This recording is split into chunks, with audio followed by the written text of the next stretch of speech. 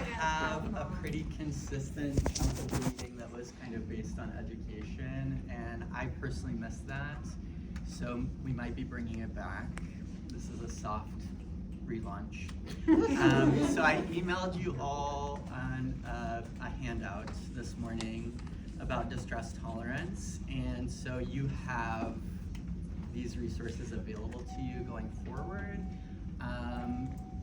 Distress tolerance is, a key component of dialectical behavior therapy, which of course is an evidence-based practice that was created by Dr. Marsha Linehan, who is from Tulsa. And, a lot of people associate DBT with, the diagnoses of borderline personality disorder. If you read her book, she actually created the modality for people who are in crisis. And the studies just happen to have a lot of people with the diagnosis of BPD, which makes sense. And so this is actually a modality for crisis. So, Emily wanted me to really emphasize that this conversation about DBT is not diagnostic, especially because we're not all clinicians who are able to diagnose. And we're often not spending enough time with people to be diagnosing a personality disorder in general. So I want us to think about DBT skills as life skills. They're applicable to nearly everyone that we encounter because the people that we encounter are generally in crisis. And so, DBT has the 4 pillars: mindfulness, emotion regulation, distress tolerance, and interpersonal effectiveness. Today we're going to focus on distress tolerance. And so to define stress tolerance, this is on page 2 of the handout. These are like several definitions that come from peer-reviewed articles, and I give all the references in there. So distress tolerance is the capacity to experience and withstand negative psychological states. It's the ability to endure uncomfortable or distressing cognitive, physical, or emotional states.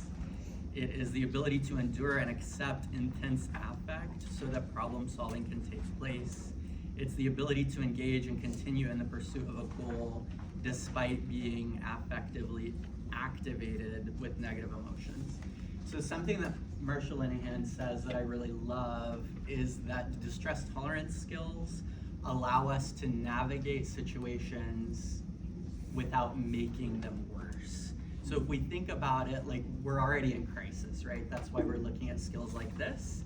And as we're aware, we and the individuals that we serve are able to make decisions and engage behaviors that do have the potential of making this crisis worse. And so that's when, these distress tolerance skills are going to, really shine. For the sake of therapists, not necessarily in the work that we're doing at COPES, but I know a lot of us are engaged in outpatient services as well. There is a distress tolerance scale that I have included. In the handout, I overview some evidence-based interventions that have been shown to promote distress tolerance, DBT of course being one of them. And then on the bottom of page 2, kind of listing some different distress tolerance skills that come from DBT, CBT, and EMDR. We're going to focus on 2 of those today. We're going to talk about TIP, and we're going to talk about urge surfing. So if you know anything about DBT and Marsha Linehan, you know that she loves a good acronym. There's a lot of acronyms in DBT. One of those being TIP, TIPP. Stands for temperature, intense exercise, paced breathing, and progressive muscle relaxation. So these are skills that we often teach to individuals anyway. Of course, they can be broken apart into those individual coping skills. And we also have, the option of kind of combining them as needed. So basically, I'm going to kind of do an overview of these 2 skills, TIP and urge surfing, and then we're going to kind of open it up to a discussion about, how can these skills be utilized by peers, by case managers, by therapists, allowing us all to stay in our scope of practice. So that's something to be thinking about as we talk about these things. We're also going to talk about, types of situations or individuals that this stuff would be useful for. And then on the other end, people that it would not be useful for, situations where it would not be helpful. So that's to come, so be thinking. Okay, so the first one is TIFF. And the T in TIFF is the temperature, and we're focused on extreme cold sensations. So I know I've utilized this especially on face-to-faces. For me personally, I found it very helpful with teenagers who are engaging in an SSI, but just people engaging in an SSI in general, I have found it being very beneficial because it is a way to have those intense physical sensations that aren't adverse in the long term. And so, if I'm in someone's home, I'll have them grab ice and they're clenching the ice and we're practicing it that way. Marsha Linehan talked about filling a sink with really cold water and dunking your face in it, putting an ice pack on your face or your neck, things along those lines. So a lot of different ways to include that intervention, even just washing your hands in cold water, splashing cold water on your face. So that is the T in temperature. And it's nice to just kind of allow people to practice that. And then, I'm gonna use the term processing because that's a term we would use in therapy, but at least having some sort of moment to reflect. Like, what was that like? Was it helpful? Does it feel accessible? Can I add something Please. to that? So we gotta be careful with self-injury people. You're gonna have to kind of judge this person that you're talking to. Some people could go to an extreme with that, and an extreme might be dry ice or something like that. So you're gonna have to gauge whether that's a good skill to give that person. Most definitely. And we will, have that period in our conversation to kind of think about, times these things would not be useful. That's an amazing example. As we're all aware, we want to have a range of coping skills in our toolbox because not everything is going to be appropriate or effective for everyone. So that is the T for temperature. Intense exercise is pretty self-explanatory. Maybe, kind of exploring, what forms of intense exercise work for people, whether that be running, dancing, jumping jacks, things along those lines. The P is paced breathing, which I think Linehan taught it as the box breathing. So inhaling to 4, holding the breath to 4, exhaling to 4, holding the breath to 4, and then going around again. There's a lot of flexibility. There's a lot of good breathing exercises that are evidence-based. So if you want more ideas in that department, come chat. And then the last P is the paired muscle relaxation, which AKA progressive muscle relaxation, also an evidence-based technique. The full PMR protocol is there's 16 muscle groups that you're tensing and relaxing. We can modify that by just clenching the fists really hard, holding it, and then relaxing. And deliberately relaxing. So you can do that with different muscle groups, but the fists are generally really easy. And so I kind of go over a few more pages of other examples of implementing those 4 skills. And then next we're going to talk about urge surfing. Urge surfing is really commonly utilized for substance use or intense emotions. Something that I don't really see clearly outlined in the literature that I really think is applicable to us is let's think about SI, right? Let's think about these thoughts of wanting to end our life, and let's kind of view that through the lens of urge surfing. So you'll see I made a little graphic on the urge surfing page, and an easy way to think about urge surfing is that it can be used to help any addictive behaviors or destructive impulses. Urge surfing involves using the mindfulness skills of observing and describing to surf over urges. Urge surfing is a mindful, non-attached observing of these urges. Individuals learn over time to accept urges, cravings, and preoccupations without reacting to them, judging them, or acting on them. And so the visualization here is that, it's waves. So what we know about triggers is the trigger is going to happen. There's going to be a rising in symptomology. It's going to come to a peak, and then it is going to subside. And we've all had this lived experience with, if we don't act on that urge, it's going to eventually dissipate. But again, like acting on that urge could be an example of now we're making the situation worse and it's just kind of starting this downward spiral. So, urge surfing is something that we could, potentially kind of educate people about, or, use that kind of symbolism of the wave. It's also just something that kind of can further, like, give us that theoretical understanding of things like means restriction, creating moments in time that are kind of delaying access to means, things along those lines. So things that Linehan said when she was talking about urge surfing is that the urge is the wave. Instead of trying to stop its movement, you surf on top of it. Imagine yourself on a surfboard riding the waves. Keep this image in your mind to help you remember that urges don't last forever, that this urge will go away as others have done before it. The key to urge surfing is stepping back and not reacting. Notice the urge moment by moment, particularly how, like a wave, it evolves and shifts over time. When people give into their urges and engage in addictive behaviors, they reinforce the link between having an urge and acting on it. Urge surfing detaches the urge from the object of the urge. Over time, the brain learns that it's possible to experience an urge without acting on it. And then if you're familiar with DBT, you know that Marsha Linehan also loved a good log or diary. Something that I noticed in her book manuals is that urge, there's no type of urge log, and so I did make one and I attached it for an urge log. Again, we're not necessarily going to be utilizing these things with individuals on the regular.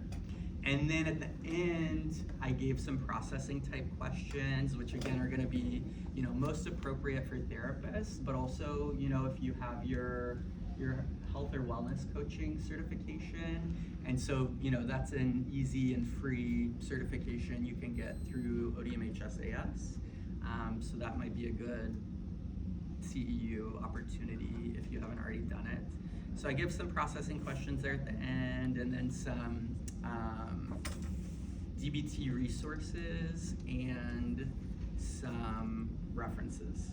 So now I want to kind of open it up to have a conversation. I know for me, I already named some, one population that, I have seen benefit from TIP. When I think of an individual, when I think of one individual, I think of Paul, where, these sort of interventions could be really useful. So I'd like to kind of open it up. Are there any thoughts of maybe regular individuals, and again with HIPAA, this is being recorded, so we won't use last names, but either regular individuals or situations where one or both of these interventions could be helpful. Marissa. I know I got one call where the parent was like, hey, I need you to de-escalate my kid, and so we did progressive muscle relaxation, and that was really helpful. So Was that just last week? Yeah, so I heard Marissa doing that and I was so proud of her. She did so great. It's one of those interventions that I think a lot of us know, but I don't hear a lot of people pulling it out of their pocket, so that can be a really helpful intervention, and it's one that's maybe a little more obscure for the general public, as is that temperature thing. That's the other thing that I like about temperature, is a lot of people have never thought of that, they're not familiar with it, and so, we're giving people new coping skills, and that's fantastic.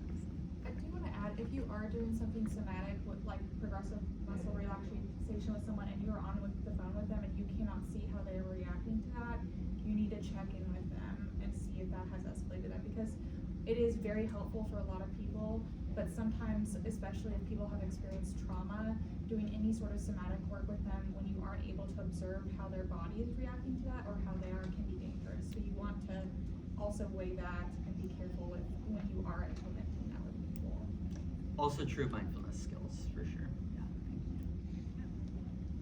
When I'm with kids, and they say their trigger is about anxiety, stress, and things like that, I introduced progressive muscle relaxation by calling them rocks and socks.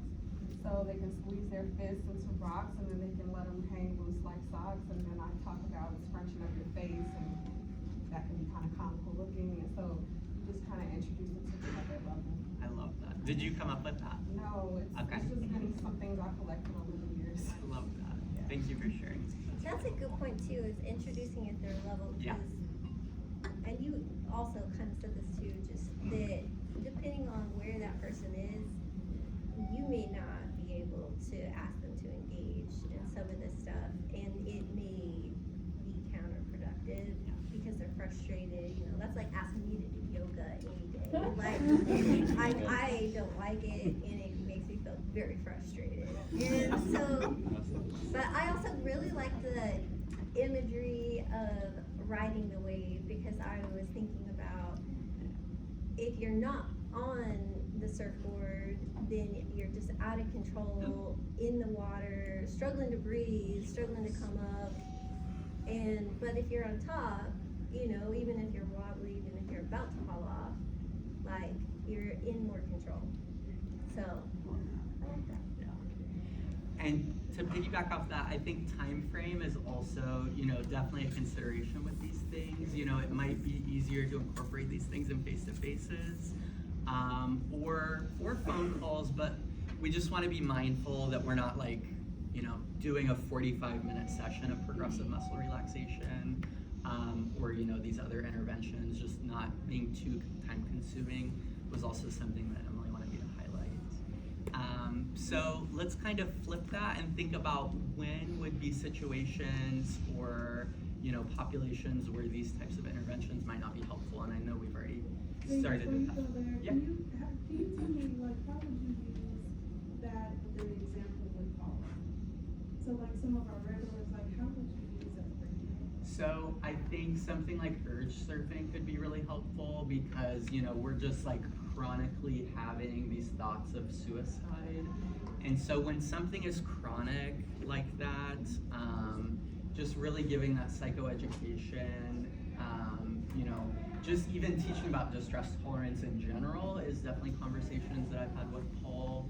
And then, you know, these aren't the only two interventions. That handout has some other interventions that are helpful related to distress tolerance. But like, you know, if we, and I'm not saying we should do this, but if we, you know, did that scale for Paul, my assumption is he would be pretty low on distress tolerance. And so we just want to be, you know, kind of providing that education and giving new skills that can be utilized on the phone or with us, but also in between his frequent phone calls. Really just being able to empower him with, you know, some new coping skills. So you would need to explain that concept to him of urge surfing before you started trying to do that. If you didn't do that, it's gonna feel real weird, like you're daring him to have these thoughts. Yeah. I would say a good population that, I mean, because DBT is pretty broad, a really big community that has sought a lot of like benefit from it is people that have a bipolar disorder diagnosis. I would say, I mean, here I'm gonna disclose a little bit. In times of mania, that urge surfing is something that you know, you really have to learn, because like while a lot can be done with medication and stabilization and that, you're still gonna have times of mania and things like that. So in those times of mania, not acting on that impulse that you are having, and in times of mania, it's impulse, where it's stacking on top of each other, finding a way to ride that out. Because I've been told, like, you know, I don't know if it was translated in the best way when I was in services, was, have you tried just not thinking like of that? And, you know, in a way that is like a type of urge surfing, I suppose, but I'd say people that are experiencing a lot of mania could benefit from that as well. Maybe how I would word that is distraction, Yeah. right? Distraction is a skill that is part of distress tolerance, so that's a very good, and maybe a little better way to explain that to individuals who are in crisis. So thanks, Bailey.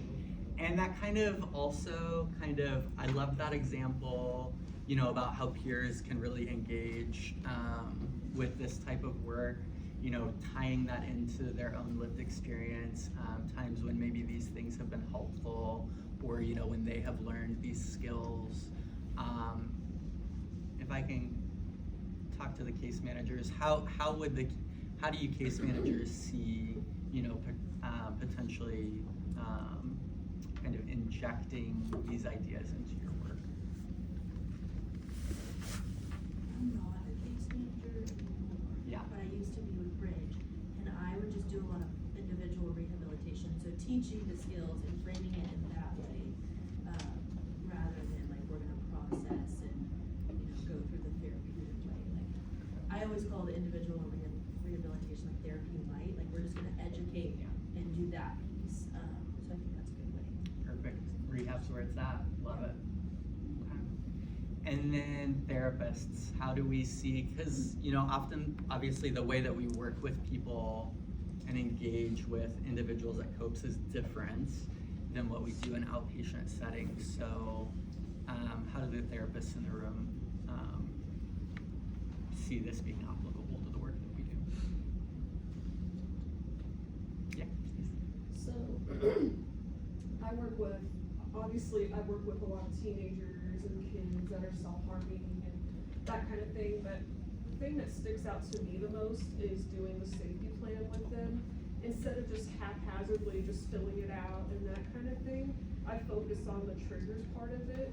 Like, of course, they can't avoid bullying and that kind of thing, but they can, something to help them stay aware, and I wanna make sure that it's feasible to them, the skills and stuff that they put on it. I guess that's my therapeutic approach to it. Like, they'll tell me, oh, I should try yoga.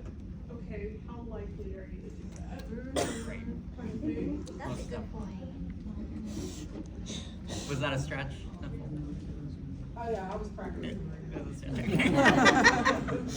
I love it. Something I also Yeah. tell people is like, you know, when they're learning these skills, whether that's, you know, grounding techniques or, you know, muscle relaxation, it's something that you have to start incorporating regularly in your life when you're not in crisis. So true. Because you're not gonna pull that tool out of your tool belt if it's not there already. Yeah. Like, so you have to, you know, again, kind of have that mindfulness piece and, you know, making time, whether that's each day or 2 times a week, so that you know how you're gonna respond. Because you might also Yeah. find that that is terrible for you. Right, Like, I exactly. hate progressive muscle relaxation for myself. Yeah. Like, it doesn't work for me. Right. So then there's that kind of exploration as to what does. What does work, or what has worked in the past, you know, when I've had to kind of like bring myself down, is some of those like more grounding kinds of things. And so, having people just play around with that. I love that. And it's so important. And I think it also brings an important point when, like, we do want to be, obviously this is something we already do, but we want to be assessing the level of crisis that a person is in. And if they're, you know, at the top of the roof, you know, it might not be, you know, the most appropriate time to be like trying to teach a coping skill. So these are all considerations to take into account, you know, also like different people and different personalities, you know, could also be a factor to be taken into consideration. Any other like questions or comments or? Another thing I find helpful when teaching coping skills is acknowledging how silly it feels. Yeah. To just be like, I'm upset and you're telling me to squinch my face, is that supposed to make me feel better? For sure. Just kind of acknowledging like, yeah, it is silly, Yeah. but it helps, it's Right. like proven.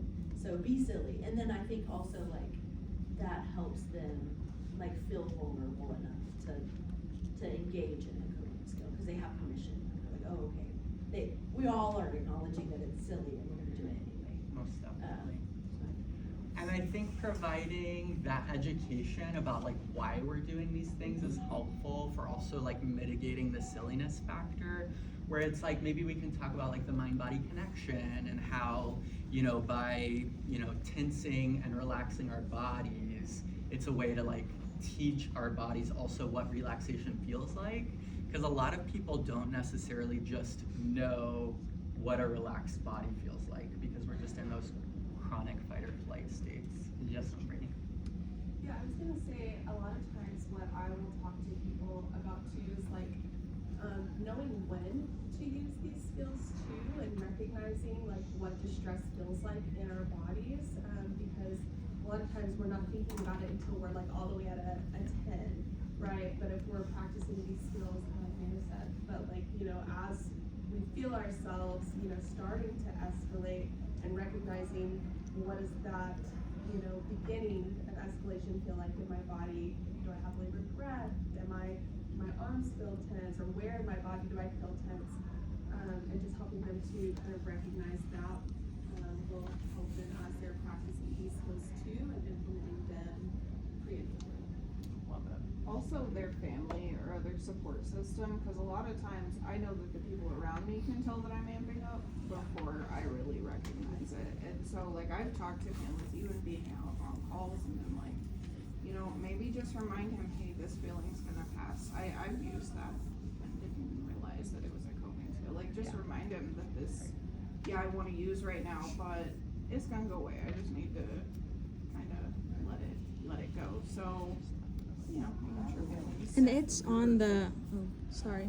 I didn't even want to talk because I'm recording, but I was just going to say, it's actually on the crisis plan too, so if you can utilize that paper when you're out in the field with them, the last thing it says is like when I'm a blank out of 10, you know, and so helping them identify when I'm a 5 out of 10, this is what it looks like, so not only do I know, but the people around me can observe, like, Bree's fidgeting her fingers now, she's at a 5, we need to start implementing those skills we learned together. Good. I also find it helpful on calls. Hold on just a minute. We're gonna have, that was the last one. Oh, sorry. This has gone over a little bit longer than what we want. Really appreciate Z and the information, but I want to let you finish your sentence.